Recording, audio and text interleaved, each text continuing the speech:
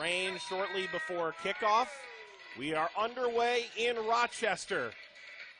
The Rhinos a 2-game win streak as they sit 5th in renovations, top to bottom organizational changes. Really exciting time for the only team beneath MLS in the last 20 years to win.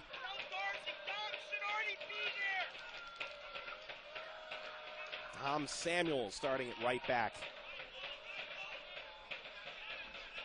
Explores. And the turnover in midfield. Portillo for Williams. Taken away. It's Camden.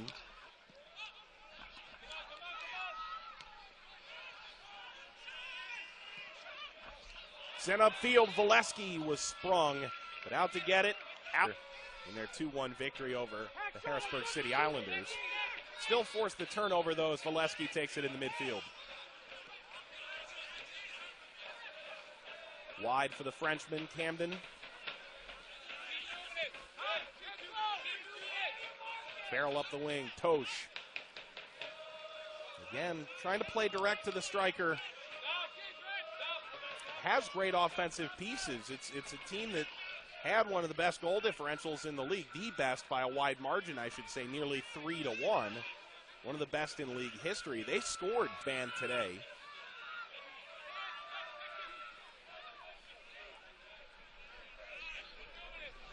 Interesting to see the movement that Canardo Forbes is doing. Garzi, I like it. All their pieces, trying to get them in comfortable situations, move the ball around, establish a rhythm. That has not been done so far. Totsch, one of those players who can help establish in this, the USL Game of the Week.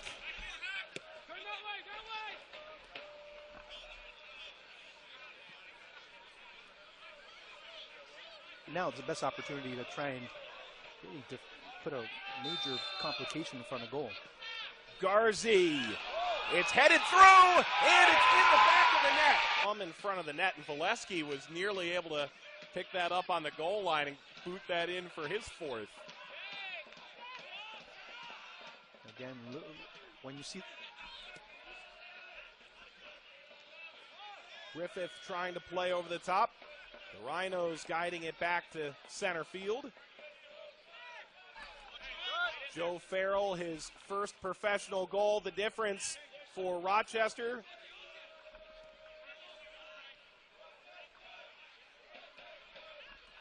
Sent up the line by Samuel. Guided by Totsch and Samuel again.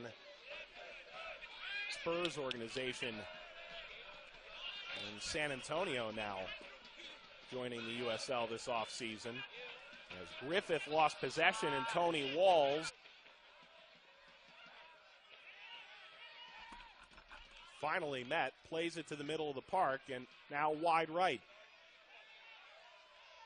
In pro soccer history in the U.S., 1 loss all year for Rochester, and there's no foul there.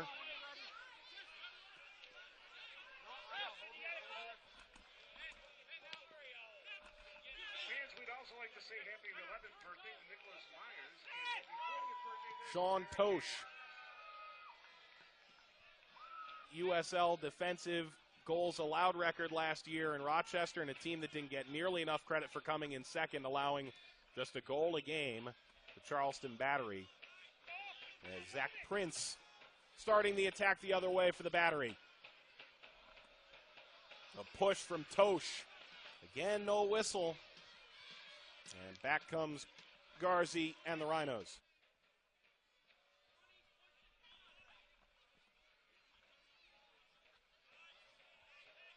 Look at how hard a time we're seeing Charleston have being able to just even recover the ball. And as soon as they recover it, okay, what do I do with it next? Forbes, what a move inside! And it's kicked towards the net, and it's in! Rochester take a jinx. Yeah. I think everyone can be happy with this result so far. That's perfectly fine. Nobody's complaining. I just said you jinxed it. Rochester trying to add another. Frenchman met and taken by Prince. His clearance forced further. It's a long ball. Just like that, Romario Williams the target. And the Rhinos again possess. Garzi. Have to give him credit as well. Anticipated, did not go out and charge like he did before in the corner kick that resulted in the first goal. Was able to position himself well, and the ball ends up right in his. Have been there so far. Very entertaining the first 36, 37 minutes of this match. Rhinos looking to win their third. An option. Schaefer still waiting to announce his 40-man list. Here's Mueller.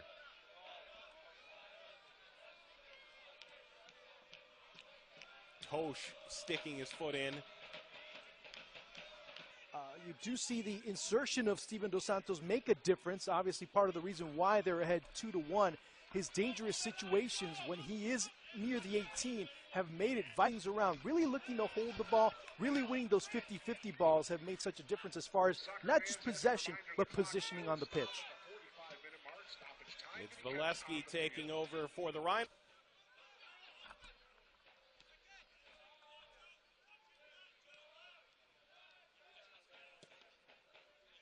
And we saw it at halftime, the community service outreach of the Rhinos, their ability to work with the media locally. No substitutions for either team as the second half underway. Picturesque vista overhead. Garbanzo's first goal with Charleston in the regular season. He scored twice in a preseason victory over the New York Cosmos. Forbes.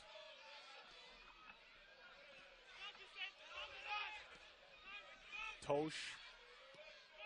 Now Garzi playing it wide left. Did a hat trick tonight. Oh, yeah. I mean, there's no two ways about it. Just tough breaks. But, again, those goals that you don't score end up getting scored on you. It was a great chance for Charleston snuffed out that led to the most recent Rochester goal. And his cross is slid out. Still on for Samuel. Totsch sends the cross. Out of the reach of Forbes. Walls giving chase. Charleston struggling to get the ball away. It's taken back by Totsch.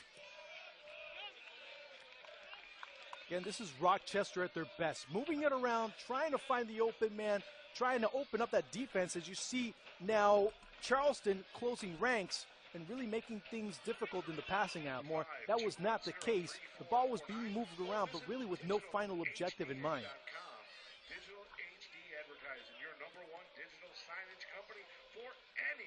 Is more focused on its defensive approach, and yet still finds a way to score. A lot of top-notch talent as well. Their player too distant future, and some of these players already on that 40-man roster that's been released by most countries. Well, yeah, and especially in the case of Jamaica, for example, there's full.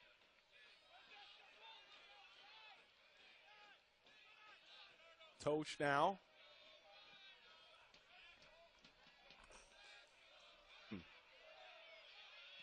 And here's a long-distance strike deflected on the way in.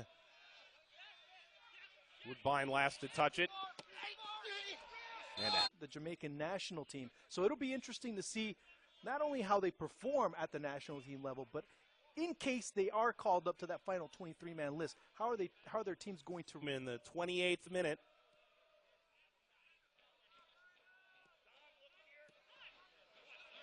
Played back by Totsch. Doing the distributing, they should be doing the attacking down the wings. Totsch on the ball now, and again, you say it, it's automatic pressure. Every time he's touched the ball, it seems he's been...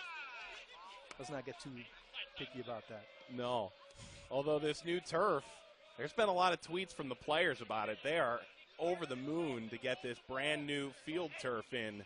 There's a lot less turf burn to be had for both the Rhinos, their opponents, and the Western New York Flash right here at Salem Stadium. Opened in 2006. Renovations over the offseason. New scoreboard panels were added, concession stands, new turf, as new ownership, putting their money where their mouth is, and part of another renovation of a USL stadium. It's been in the family for a very long time. That's actually why they got back in when the new Sacramento Kings ownership group was put together. They wanted to get here. So he pops off in the 78th, and Becker, who's played 156 minutes on the young campaign, steps in. Player who saw his stock. And that's the role he's asked to play now as Charleston looks to salvage at least a point in the game's final 10 minutes. Dos Santos, through ball. Marini on, but it's Zach Prince that comes off. And again, too much dependence on Romario Williams. He has to dribble, he has to create, he has to pass, and of course, right now, 3-year contract extension at the end of the magical run through the USL playoffs last year. The magical run through the entire season, frankly, just one loss. Charleston going way too lateral, and when they go forward, it's only to Romario Williams. That's a major problem right there.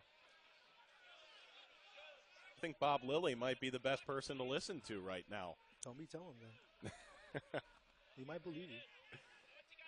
As Williams tried to play through the entire Rhino. The little rubber chips on the pitch. That's about the only thing you can attribute it to. Nearing stoppage time in this, the USL game of the week. We return in a West Coast setting, and it's our first West Coast game, which means our first West Coast time slot, 9 p.m. Totsch, we'll go at least here in stoppage. Woodbine up the line.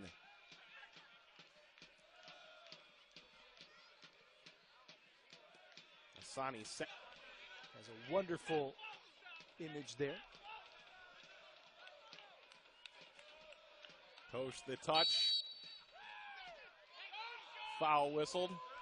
Referees kind of pointing in the direction.